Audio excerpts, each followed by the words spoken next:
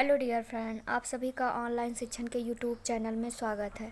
दोस्तों, आज हम लोग पढ़ेंगे अध्याय 7। अध्याय 7 हमारा है सुभाषित श्लोकों के सशर पाठ व अनुकरण वाचन। यानी इसमें हम श्लोकों के बारे में जानेंगे कि किस तरीके से उनका पाठ किया जाता है, सशर वाचन क्या होता है, कितने टाइप का होता है और अनुकरण वाचन क्या है।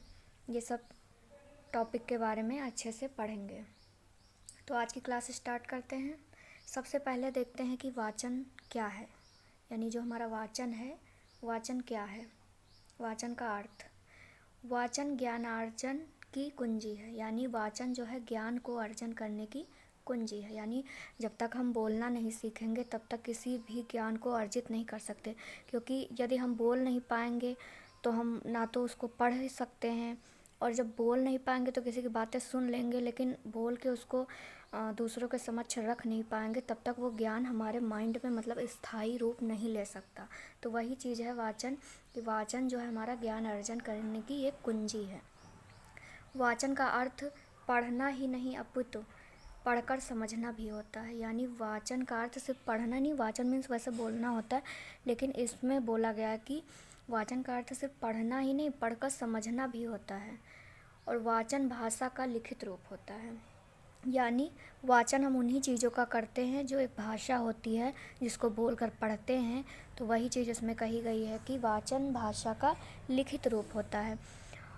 और वाचन का अर्थ को स्पष्ट करने के लिए कुछ विद्वानों ने अपनी परिभाषाएं मतलब कोटेशन दी हैं, जिसमें से हम एक कोटेशन आपके सामने लाए हैं।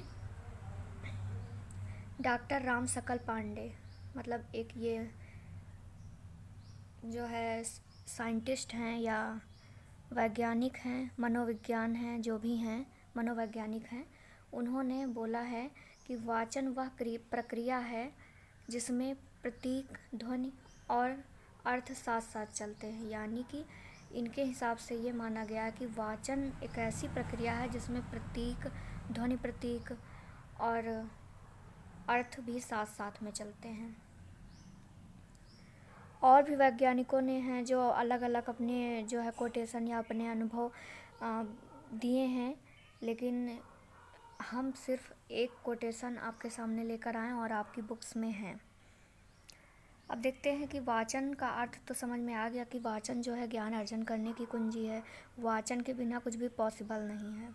यानी वाचन हमारी सबसे मुख्य जो है प्रक्रिया है। अब देखते हैं कि वाचन के प्रकार कितने हैं, यानी वाचन हमारा कितने। तो वाचन हमारा 2 टाइप का होता है। पहला सशर वाचन, दूसरा मौन वाचन। वाचन हमारा 2 प्रकार का होता है, सशर वाचन और मौन वाचन।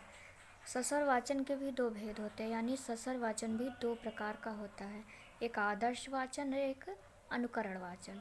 अभी आगे डिटेल में हम जानेंगे कि आदर्श वाचन क्या होता है और किस तरीके से किया जाता है, अनुकरण वाचन क्या होता है, ये सब आगे हम लोग पढ़ेंगे। फिर दूसरा जो हमारा टाइप था मौन वाचन। मौन वाचन भी 2 प्रकार का होता है, गंभीर वाचन और द्रुत वाचन। दोस्तों, जो गंभीर वाचन होता है, मौन वाचन तो ऐसा वाचन होता है जो हम शांति से मन में पढ़ें। ऐसा वाचन जो हम शांति से मन में पढ़ें वो मौन वाचन कहलाता है। मौन वाचन भी 2 टाइप का होता है। एक तो होता है गंभीरता से मन लगा के पढ़ना, मतलब गंभीर होकर बिल्कुल अगल बगल की चीज़ें ना ध्यान करके बिल्कुल गंभीर रूप से पढ़ना, गंभीर वाचन कहलाता है। और द्रुत वाचन जो होता है थोड़ा स्पीड में पढ़ना, यानी मन ही में पढ़ना, मौन के अंतर्गत ही है लेकिन थोड़ा स्पीड में यानी तेज़ी से, तीव्रता से पढ़ना, तो वो द्रुत वाचन कहलाता है। अब जो हमारा अनुकरण वाचन होता है ये भी 2 टाइप का होता है। पहला व्यक्तिगत वाचन, यानी जो व्यक्ति या कोई भी बालक जैसे कक्षा में बैठा है तो वो स्वयं से वाचन करे, तो व्यक्तिगत वाचन। यानी सिंगल अगर लोग कोई वाचन कर रहा है, बच्चा या कोई बड़ा, तो वो व्यक्तिगत वाचन कहलाएगा। और जो समूह में, जैसे कि छोटे क्लासों में होता है कि टीचर कुछ भी पढ़ाते हैं जैसे कि, तो बच्चे एक साथ सुर में बोलते हैं। जैसे प्राइमरी स्कूलों में आप लोग टीचिंग के लिए जाते होंगे तो वहाँ पर होता है ना कि पहाड़ा, बुलवाया जाता है। तो कोई बच्चा बोलता है 2 1 कम 2, तो सारे बच्चे ऐसे ही मतलब एक धुन में जो बोलते हैं वो सामूहिक वाचन कहलाता है। यानी समूह में बोलना सामूहिक वाचन, और अकेले पढ़ाई करना यानी अकेले पढ़ना व्यक्तिगत वाचन कहलाता है। वो भी अनुकरण के अंतर्गत है, यानी इसमें शिक्षक का अनुकरण ही होगा, पर यहाँ पर शिक्षक का अनुकरण जो है वो बालक अकेले करेगा और इसमें समूह में करेगा। तो ये हमारे हो गए वाचन के प्रकार। यानी वाचन पहले हमारा 2 टाइप का होता है, सशर वाचन, मौन वाचन। फिर सशर वाचन के 2 टाइप होते हैं, आदर्श वाचन, अनुकरण वाचन। मौन वाचन के भी 2 टाइप होते हैं, गंभीर वाचन, द्रुत वाचन। उसके बाद फिर अनुकरण वाचन भी 2 टाइप का होता है, व्यक्तिगत वाचन और सामूहिक वाचन। अब सशर वाचन का अर्थ देख लेते हैं कि यानी सशर वाचन हमारा होता क्या है। तो सशर वाचन जो है वो हमारा भाषा है, एक प्रकार की भाषा है, वो भाषा का मौखिक होती है। यानी सशर वाचन की जो भाषा होती है वो मौखिक होती है। इसे बोलकर सुर लय में पढ़ना ही सशर वाचन कहलाता है। यानी जो सशर वाचन होता है उसे सुर और लय में पढ़ना ही सशर वाचन। यानी सशर वाचन का मतलब होता है सुंदर वाचन, क्योंकि जब उसमें सुर लय होगा तो बेहतर सी बात है कि वो सुंदर ही होगा। इसे ही मौखिक वाचन भी कहते हैं, यानी इसे ही मौखिक वाचन भी कहते हैं। या इसे दूसरे शब्दों में कह सकते हैं कि जो सशर वाचन में वर्णों का उच्चारण करके पढ़ा जाता है, यानी इसमें वर्णों का उच्चारण करके पढ़ा जाता है। या इसे हम और दूसरे शब्दों में कह सकते हैं कि जब भाषा लिखित होती है तो उसे व्यक्त भाव और विचारों को समझने के लिए ध्वन्यात्मक उच्चारण करके पढ़ते हैं। यानी जो भाषा लिखित रूप में जो भाषा होती है उसको पढ़ने के लिए, उसके विचारों को समझने के लिए जो ध्वन्यात्मक उच्चारण करते हैं वही सशर वाचन कहलाता है। या आप इसे बिल्कुल सरल भाषा में कह सकते हैं कि मौखिक वाचन उच्च स्वर में पठन की क्रिया है। यानी मौखिक वाचन जो है उच्च स्वर में पठन की क्रिया है। तो सशर वाचन का अर्थ कुल मिला के आप माइंड में इतना रख लीजिए कि सशर वाचन जो होता है वो सुंदर वाचन, यानी उचित लय, सुर, गति जो भी होती है सब चीज़ों का ध्यान रख के बिल्कुल सुंदर वाचन किया जाता है, वही सशर वाचन कहलाता है। जो सशर वाचन होता है, सशर वाचन करते समय छात्र पढ़ने के साथ साथ बोलता भी है। वह बेहतर सी चीज़ है, जब वो पढ़ेगा तो बोलेगा भी, मतलब कि बिना बोले वो कैसे पढ़ लेगा। तो इसमें आपको इतना ध्यान रखना है कि सशर वाचन सा से सशर वाचन और सा से सुंदर वाचन। यानी सशर वाचन का आप लोग सीधी सी एक जो है परिभाषा बोले या फिर अर्थ बोले, इसमें ये लिख सकते हैं कि सशर वाचन जो है सुंदर, उचित सुर, गति, लय इत्यादि का ध्यान रखते हुए जो वर्णों का उच्चारण किया जाता है वही सशर वाचन कहलाता है। और सशर वाचन मौखिक वाचन होता है और ये 4 प्रक्रियाओं पर आधारित होता है। यानी जो सशर वाचन होता है वो 4 प्रक्रियाओं पर आधारित होता है। देखते हैं कौन कौन सी प्रक्रियाओं पर। तो पहला है लिपिबद्ध अक्षरों को देखना, यानी जो लिखे अक्षर होते हैं, जैसे यहाँ पर कमल लिखा है, बाय द वे कमल लिखा है, तो लिपिबद्ध यानी ये लिपिबद्ध हमारे वर्ण है ना, तो कमल यानी अक्षरों को देखना, कमल को देखना। फिर पहचानना, यानी इसको पहचानना कि ये कमल है। फिर शब्दों को समझना, फिर समझना कि ये कमल एक फूल ही है। फिर उच्चारण करना, यानी कमल, कमल, कमल पढ़ लिया। तो इस तरीके से 4 प्रक्रियाओं पर सशर वाचन आधारित होता। पहले अक्षर को देखना, फिर उसे पहचानना कि है क्या ये, फिर शब्दों को समझने की कोशिश करना, फिर उसका उच्चारण करना। Okay, clear. अब हम लोग पढ़ते हैं सशर वाचन के उद्देश्य, जान लेते हैं कि इसके उद्देश्य क्या क्या हैं। तो पहला है इसमें बालक में वाचन करते समय उचित स्वर, उचित गति, लय का प्रयोग करने की योग्यता विकसित करना। यानी जो बालक होता है वो शुद्ध उच्चारण करने की योग्यता को विकसित करेगा, तभी तो जब उसकी उचित गति होगी, लय होगा, इन सब चीज़ों का जब ध्यान रखेगा तभी उसकी योग्यता विकसित होगी। तो ये होगा सशर वाचन का उद्देश्य। नेक्स्ट है भाषा प्रवाह व स्पष्टता का ध्यान देना। यानी भाषा प्रवाह बोलने में कहाँ पे कितना, वैसा नहीं कि एकदम स्पीड में जैसा ट्रेन आई बिल्कुल स्पीड में पढ़ते चले गए, स्पष्ट कोई शब्द हो ही नहीं पाया, तो उस चीज़ का भी ध्यान रखना चाहिए। वाचन करते समय वाणी पर नियंत्रण रखना चाहिए, यानी वाचन करते समय वाणी पर नियंत्रण रखना चाहिए। जैसे कि कहाँ पे स्लो बोलना, कहाँ पे थोड़ा फास्ट बोलना है, कैसी वाणी होनी चाहिए, मतलब मधुर होनी चाहिए। अब ऐसा नहीं कि कोई बहुत धीरे बोल रहा है, सामने वाला समझ ही नहीं पा रहा है, तो मतलब वाणी का ध्यान रखना चाहिए, नियंत्रण करना चाहिए उस पर। जैसा भी वातावरण हो उस हिसाब से अपनी वाणी को बनाना चाहिए। फिर उच्चारण तथा स्वर में स्थानीय बोलियों का प्रभाव ना आने देना, यानी कि उच्चारण तथा स्वर में स्थानीय बोलियां, जैसे कि देखो बुक्स तो हर जगह एक ही होती है। अगर एससीईआरटी की बुक्स है, प्रकाशन है एससीईआरटी का, जैसे कि जो प्राथमिक विद्यालयों में एससीईआरटी की बुक्स चलती हैं, तो बुक्स तो वही होंगी, उनकी लैंग्वेज वही है। पर हर क्षेत्र में थोड़ी थोड़ी दूरी पर जब आप लोग जाएंगे तो हर क्षेत्र का थोड़ा ना थोड़ा लैंग्वेज चेंज होता है।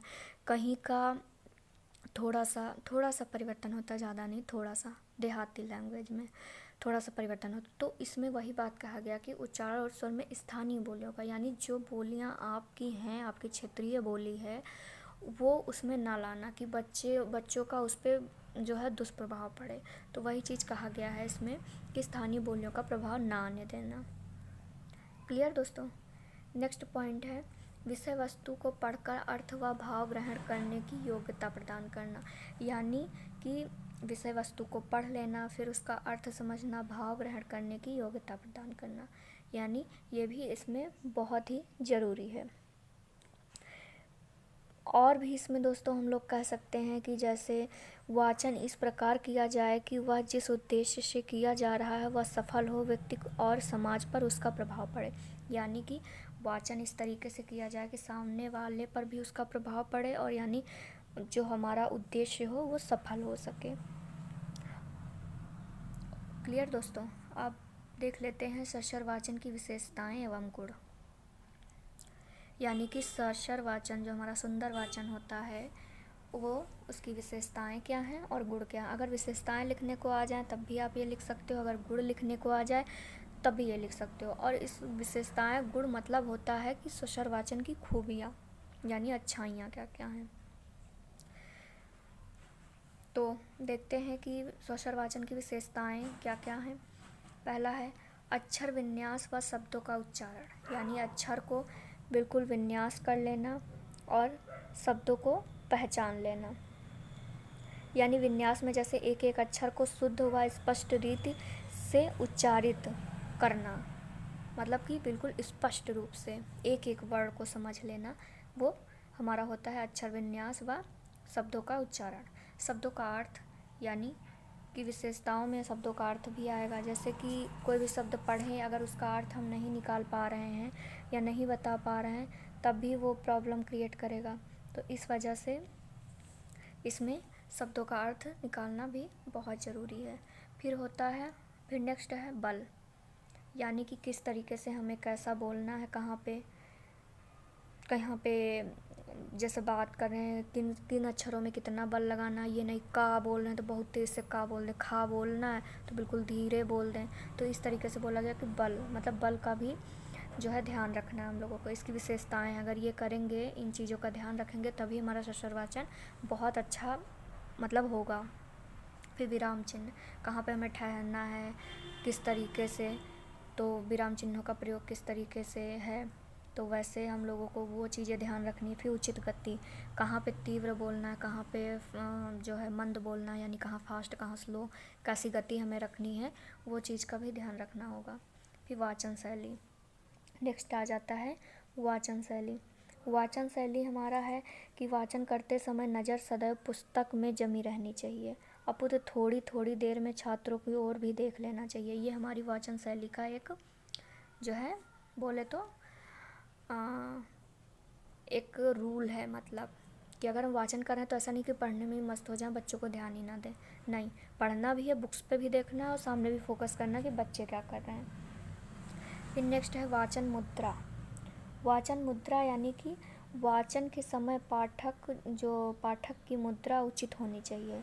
पुस्तक बाएं हाथ से इस तरह पकड़ी जाए कि उसके बीच में बाएं हाथ का अंगूठा आ जाए, यानी कि बिल्कुल ढंग से पकड़ना है पुस्तक को और 45 अंक की डिग्री पे जो है हमारी कोहनी का कोण बनना चाहिए, आँखों से दूरी उचित होनी चाहिए, बैठने का तरीका सही होना चाहिए और पढ़ते समय बिल्कुल प्रसन्न होना चाहिए, अपने आप में आत्मविश्वास होना चाहिए और स्वाभाविक स्वर में करना चाहिए।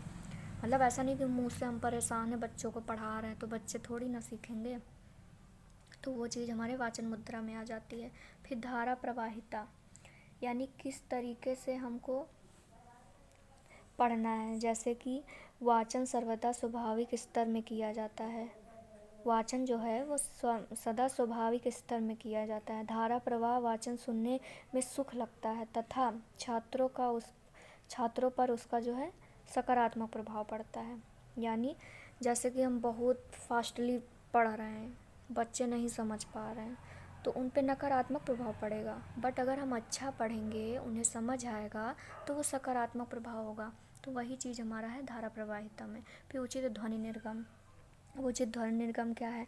जैसे कि भाषा में प्रत्येक वर्ण का उच्चारण स्थान अलग अलग होता है। जैसा कि हम लोगों ने वर्णमाला में पढ़ा है, का वर्ग का अलग होता है, चा वर्ग का अलग होता है, टा वर्ग का अलग होता है, ता वर्ग का अलग होता है, पा वर्ग का अलग होता है। वैसे ऊष्म व्यंजनों का अलग अलग हर एक वर्ड का अलग अलग उच्चारण स्थान होता है। तो वही चीज़ इसमें है कि कुछ कुछ वर्ड जो होते हैं वो तालु से, कुछ दांत से, हर जगह से अलग अलग, मतलब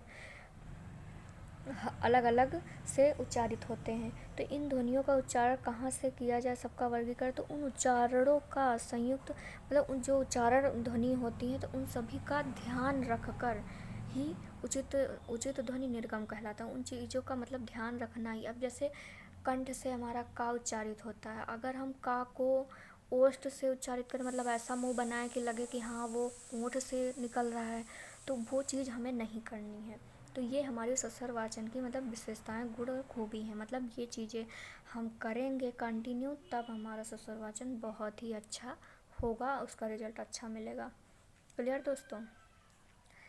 अब देख लेते हैं कि सस्वर वाचन पर प्रभाव डालने वाले तत्व क्या क्या हैं, यानी किन चीज़ों से हमारा सस्वर वाचन जो है दुष्प्रभाव पड़ सकता है, या फिर ऐसा बोलें कि खराब हो सकता है, यानी उसका परिणाम गलत हो सकता है या दुष्परिणाम पड़ सकता है, ऐसा बोल सकते हैं। जैसे ऊंचा सुनना, कुछ स्टूडेंट होते हैं जो ऊंचा सुनते हैं, तभी हमारा सस्वर वाचन नहीं, जैसे हमने बोला कुछ और, वो कुछ और सुन लिए। तुतलाना हकलाना, ये भी दुष्प्रभाव डालेगा। जैसे टीचर है, पढ़ रहा है, वो तुतला रहा है, हकला रहा है किसी वर्ड में या किन्हीं वाक्यों में, तो इसमें ना सामने वाला समझ पाएगा, ना शायद जो बताए वो भी, उसे भी ऐसा लगेगा। क्रोध, डर, निराशा, झिझक, ये बातें जब होंगी, यानी ये भाव जहाँ पर भी उत्पन्न हो जाएंगे, वहाँ पर ये दुष्प्रभाव डालेंगे। और ये मानसिक विकास की कमी के कारण सारी चीज़ें ये होती हैं, ये मानसिक विकास की कमी के कारण होती हैं हमारी, और ये सब वंशानुक्रम होती हैं। यानी कि ये जितनी हमारी प्रॉब्लम क्रिएट होती है, ये वंशानुक्रम होती है। अगर किसी का वातावरण के अनुसार होता है तो वो कुछ जो है उन्हें एक्स्ट्रा क्या बोलते हैं उसको, प्रशिक्षण देने के बाद सही हो जाता है उनका। जैसे कुछ बच्चे होते हैं बचपन में 4, 5, 6, 7 साल तक तुतलाते हकलाते हैं, तो उनका वंशानुक्रम नहीं होता कि माँ बाप तुतला रहे हैं इस वजह से वो तुतला रहे हैं, नहीं, उनका होता है, लेकिन कुछ प्रशिक्षण के बाद, उनको डांटने के बाद, समझाने के बाद, या खुद ही वो बड़े होते धीरे धीरे वो सही हो जाते हैं। क्रोध, डर, निराशा, झिझक, जैसा भी कुछ लोगों का सही हो जाता है, उचित जब प्रशिक्षण दिया जाता है उन्हें, उस बारे में ध्यान रखा जाता है। बट कुछ लोगों का परमानेंटली हो जाता है, जैसे कि ऐसे बच्चे जो ये होते हैं, ये वाले क्रोध, डर, निराशा, झिझक, आप लोगों ने पढ़ा होगा बाल विकास में, ये बालक जो है अंतर्मुखी आते हैं। अंतर्मुखी यानी जो बालक अपनी बातों को दूसरों के समक्ष नहीं प्रस्तुत कर पाते हैं, तो वो बालक अंतर्मुखी होते हैं। तो हम लोगों ने पढ़ लिया क्या क्या वाचन क्या होता है। वाचन जो है ज्ञान अर्जन करने की एक कुंजी है, यानी उससे माध्यम से हम ज्ञान को अर्जित करते हैं। वाचन के प्रकार पढ़ा हम लोगों ने। वाचन सबसे पहले 2 प्रकार का होता है, सशर वाचन, मौन वाचन। फिर स्वसर वाचन के भी 2 टाइप होते हैं, आदर्श वाचन, अनुकरण वाचन। मौन वाचन के 2 टाइप थे, गंभीर वाचन, द्रुत वाचन। तो हम लोगों ने अभी केवल पढ़ा है स्वसर वाचन। स्वसर वाचन का जिसमें हम लोगों ने अर्थ पढ़ लिया, उद्देश्य पढ़ लिए, विशेषताएं पढ़ ली हैं और हम लोगों ने पढ़ लिया है स्वसर वाचन पर प्रभाव डालने वाले तत्व। नेक्स्ट आप पढ़ेंगे स्वसर वाचन का महत्व, यानी कि स्वसर वाचन के महत्व क्या क्या हैं। तो वाचन शिक्षा प्राप्ति का साधन तथा पठन में सहायक होता है, यानी वाचन जो होता है शिक्षा की पहली बात तो प्राप्ति करवाता है और यह शिक्षा प्राप्ति का करवाता भी है और साधन, दोनों बातें कह सकते हैं, और पठन में सहायक है। नेक्स्ट है बालकों का अक्षर विन्यास शुद्ध होता है, यानी जो बालक होते हैं उनका अक्षर को पहचानने में और उनमें डिफरेंस जानने में बहुत शुद्धता आ जाती है, यानी कि बिल्कुल शुद्ध रूप से कर लेते हैं अक्षर विन्यास, यानी अक्षरों को पहचानना, डिफरेंस करना, ये सब चीज़ें उनके अंदर अच्छे से आ जाती हैं, डेवलप हो जाती हैं। फिर नेक्स्ट है बालकों के शब्द भंडार में वृद्धि होती है, यानी जब बालक पढ़ना सीखेगा तो नए नए शब्द पढ़ेगा, नए नए वर्ड पढ़ेगा, तो उनका जो है वो भंडार ही तो होगा ना। तो वही चीज़ इसमें कहा गया, शब्द भंडार की वृद्धि हो जाती है बालकों की। फिर बालकों की ज्ञानेंद्रियाँ क्रियाशील व प्रशिक्षित होती हैं। बालकों की जो ज्ञानेंद्रियाँ होती हैं, यानी आँख, कान, नाक, जो भी होती है ज्ञानेंद्रियाँ, 5 हमारी होती हैं ना इंद्रियाँ, तो उनकी ज्ञानेंद्रियाँ जो होती हैं वो क्रियाशील हो जाती हैं। पहली बात तो जब वाचन करने लगती है तो दिमाग, मन सब चलने लगता है उनका, फिर वो धीरे धीरे प्रशिक्षित हो जाती हैं। नेक्स्ट है स्वसर वाचन द्वारा व्यक्ति में स्वाध्याय की आदत का विकास होता है, यानी स्वसर वाचन से व्यक्ति स्वयं पढ़ने की कोशिश करेगा, चेष्टा करेगा पढ़ने की, तो उसकी एक प्रकार से ये आदत का विकास ही होगा ना। तो वही चीज़ इसमें कहा गया है कि बालक जो स्वसर वाचन होता है वो व्यक्ति के स्वाध्याय की आदत का विकास होता है, यानी स्वाध्याय की आदत का विकास होता है।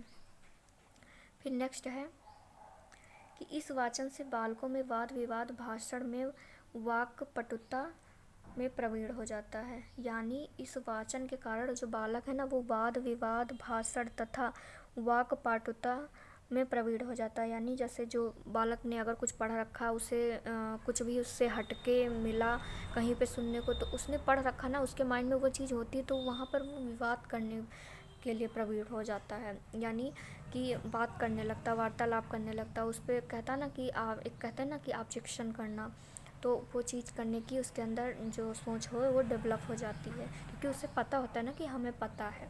तो जहाँ पे गलत सही जो भी होता है तो उसके अंदर ये क्षमता जो है प्रवीण हो जाती है। क्लियर दोस्तों? और दोस्तों इसमें और कह सकते हैं जैसे कि स्वसर वाचन द्वारा व्यक्ति के स्वाध्याय की आदत विकसित होती है और बालकों की संकोच, झिझक तथा हिचकिचाहट आदि दूर होती है तथा आत्मविश्वास में वृद्धि होती है। यानी स्वसर वाचन करने से धीरे धीरे बालकों में कॉन्फिडेंट हो जाते हैं, बालक जो कॉन्फिडेंट हो जाते हैं कि हम जो है अच्छा वाचन कर सकते हैं, पढ़ सकते हैं अच्छा, तो उनकी जो है एक प्रकार का डर, भय, झिझक, हिचकिचाहट जैसे जो होता है, ये सब फीलिंग आती हैं, संवेग जो होते हैं, तो ये दूर हो जाते हैं उनके। फिर जो स्वसर वाचन हमारा कितने प्रकार का होता है वो चीज़ देखते हैं हम लोग। स्वसर वाचन 2 प्रकार का होता है, आदर्श वाचन, अनुकरण वाचन। आदर्श वाचन, अनुकरण वाचन, तो आप एक एक करके पढ़ेंगे कि आदर्श वाचन क्या है। तो देखते हैं कि आदर्श वाचन क्या है। तो दोस्तों आदर्श वाचन जो है शिक्षक द्वारा कक्षा में किया जाने वाला वाचन आदर्श वाचन कहलाता है, यानी जो वाचन शिक्षक करता है कक्षा में शिक्षण के दौरान, वह वाचन आदर्श वाचन कहलाता है। फिर आदर्श वाचन के उद्देश्य देख लेते हैं क्या क्या है। छात्रों के समक्ष उत्तम वाचन का एक मानदंड उपस्थित करना, यानी छात्रों के समक्ष एक अच्छे वाचन का मानदंड उपस्थित करना, यानी शिक्षक जो कर रहा है वाचन तो बेहतर सी बात है वो अच्छा ही वाचन होगा। तो एक प्रकार का बच्चों के सामने जो है मानदंड आ जाता है कि उत्तम वाचन होता है, तो बच्चे उससे प्रेरित होते हैं कि जैसा सर वाचन कर रहे हैं या जैसा मैम वाचन कर रही हैं, जिस तरीके से पढ़ रही हैं, हमें भी उस तरीके से पढ़ना चाहिए। फिर नेक्स्ट है छात्रों को पठन की ओर आकर्षित करना, यानी जब टीचर्स पढ़ेंगे तभी बच्चे प्रेरित होंगे। तो इसमें वही बात कही गई है कि छात्रों को पठन की ओर आकर्षित करना, यानी पढ़ने के प्रति आकर्षित करना, आत्मा आकर्षित करना, यानी स्वयं से वो आकर्षित होंगे। फोर्स नहीं करना है, पढ़ो आके नहीं, वो स्वयं से आकर्षित होंगे। फिर नेक्स्ट है छात्रों को अपरिचित पाठ्य सामग्री या नवीन पाठ का प्रारंभिक परिचय देना, यानी छात्रों को अपरिचित पाठ्य सामग्री जैसे कि न्यू पुस्तक है, कोई नई किताब है, नया सिलेबस है, उनका नया एडमिशन है, तो अपरिचित जिन्हें वो नहीं जानते हैं उन पाठ्य सामग्री या नवीन पाठ का प्रारंभिक से परिचित करा देना। तो वो चीज़ भी एक टीचर की क्वालिटी होती है, वो आदर्श वाचन के अंतर्गत ही करता है। क्लियर दोस्तों। नेक्स्ट है छात्रों को उचित गति, उचित लय, उचित विराम चिन्हों का प्रयोग, शुद्ध उच्चारण तथा स्पष्ट वाणी में प्रवाह के साथ स्वशर वाचन की प्रेरणा देना, यानी बच्चों को उचित गति, कहाँ पे कितनी गति रखनी चाहिए, मतलब किस तरीके से पढ़ना चाहिए कि दूसरों को भी, खुद को भी समझ आए, दूसरों को भी समझ आए। और उचित लय, यानी किस तरीके से कहाँ कहाँ पे ठहरना है, कहाँ कहाँ पे रुकना है, किस तरीके से तीव्र गति या मंद गति, किस तरीके से, और शुद्ध उच्चारण में शुद्धता, और स्पष्ट वाणी मतलब बिल्कुल स्पष्ट बोलना है। तो इस तरीके के प्रवाह को स्वशर वाचन की प्रेरणा देना, यानी प्रवाह के साथ साथ स्वशर वाचन की प्रेरणा देना भी एक शिक्षक का कर्तव्य है, जो कि वो आदर्श वाचन के अंतर्गत करता है। क्लियर दोस्तों, आप लोगों को समझ आ गया आदर्श वाचन। अब नेक्स्ट जो हमारा स्वशर वाचन का दूसरा टाइप था, अनुकरण वाचन। तो अनुकरण वाचन क्या है, इसको देखते हैं हम लोग। अनुकरण वाचन अध्यापक द्वारा किए गए आदर्श वाचन का अनुकरण जब छात्र द्वारा किया जाता तो अनुकरण वाचन कहलाता है। सीधी सी बात है दोस्तों।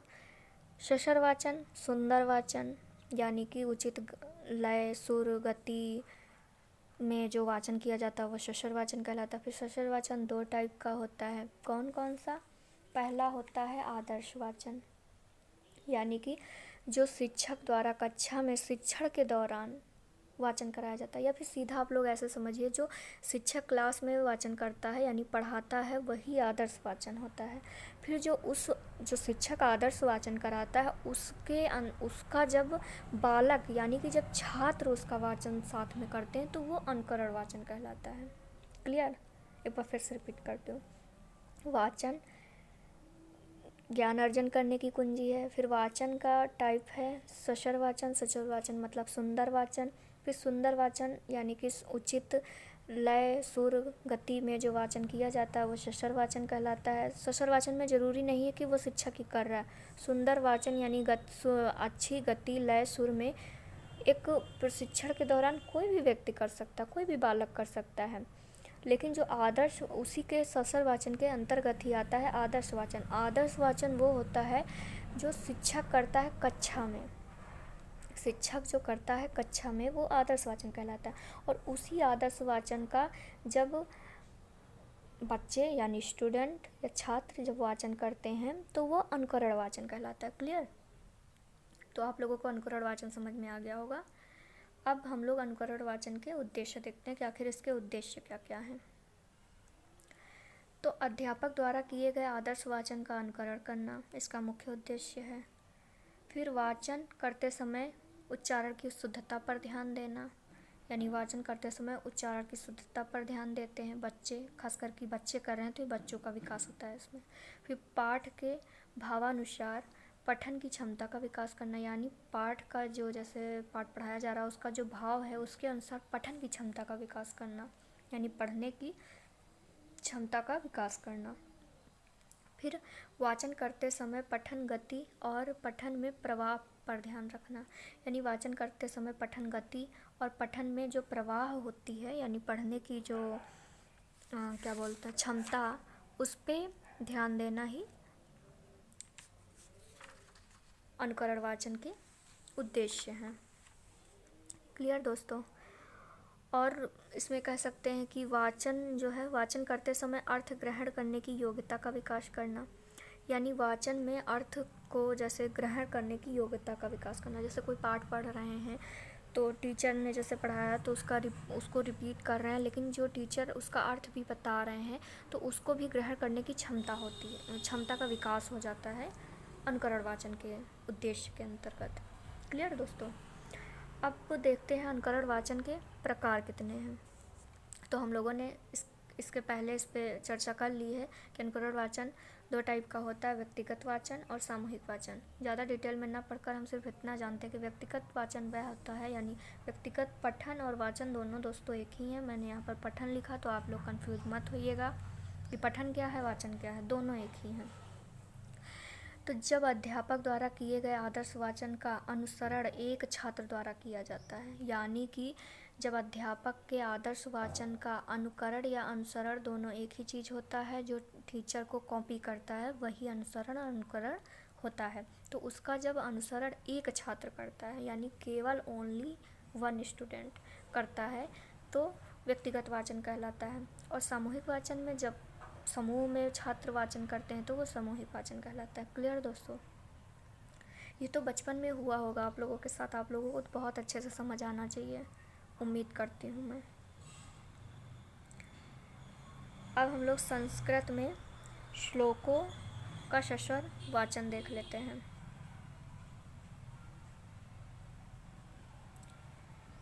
संस्कृत भाषा देव भाषा है दोस्तों। संस्कृत भाषा जो है वो हमारी देवों की भाषा है, बहुत ही प्राचीन भाषा है और ये हमारी जननी है, सभी भाषाओं की जननी है संस्कृत शुद्ध एवं परिमार्जित भाषा है। संस्कृत भाषा में शुद्ध उच्चारण का बड़ा ही महत्व है, क्योंकि संस्कृत भाषा जितनी हमारी शुद्ध परिमार्जित भाषा है, थोड़ी टफ लैंग्वेज है, यानी सब लोग इसका उच्चारण क्लियर तरीके से नहीं कर पाते हैं। अतः प्रारंभिक कक्षाओं से ही बालकों को श्लोकों का कंठस्थ कराए जाते हैं, यानी प्रारंभिक कक्षाओं से ही, मेरे हिसाब से शायद 3 या 4 से संस्कृत पढ़ाई जाने लगती होगी, शायद पढ़ा है मैंने भी, एक्चुअली मुझे याद नहीं। तो वही चीज़ इसमें कहा गया कि प्रारंभिक कक्षाओं से ही बालकों को श्लोक कंठस्थ कराए जाते हैं। अतः नीतिपरक श्लोक न केवल छात्रों के लिए अपितु जगत को मानव जीवन के सकारात्मक मूल्यों का पाठ कराते हैं, यानी कि जो श्लोक होते हैं मानव जीवन का समुचित दिशा प्रदान करते हैं। यह नीतिपरक श्लोक न केवल छात्रों के लिए अपितु संपूर्ण जगत को मानव जीवन के सकारात्मक मूल्यों का पाठ कराते हैं, यानी जो श्लोक होते हैं वो सिर्फ छात्रों के ही लिए नहीं, संपूर्ण मानव जीवन को एक मतलब सकारात्मक मूल्यों का पाठ कराते हैं। तो दोस्तों उम्मीद करती हूँ कि आज का वीडियो आप लोगों को अच्छा लगा होगा। नेक्स्ट वीडियो में इसका जो है दूसरा पार्ट हम लोग देखेंगे, जिसमें हम लोग संस्कृत भाषा के कुछ प्रमुख सुभाषित व नीतिपरक श्लोकों के बारे में पढ़ेंगे। तो आप लोगों को ये वीडियो अगर अच्छा लगा हो तो आप लोग वीडियो को लाइक कर दीजिए और चैनल को सब्सक्राइब कर लीजिए, और आप लोग प्लीज़ टेलीग्राम ग्रुप ज्वाइन कर लीजिए। Thank you class.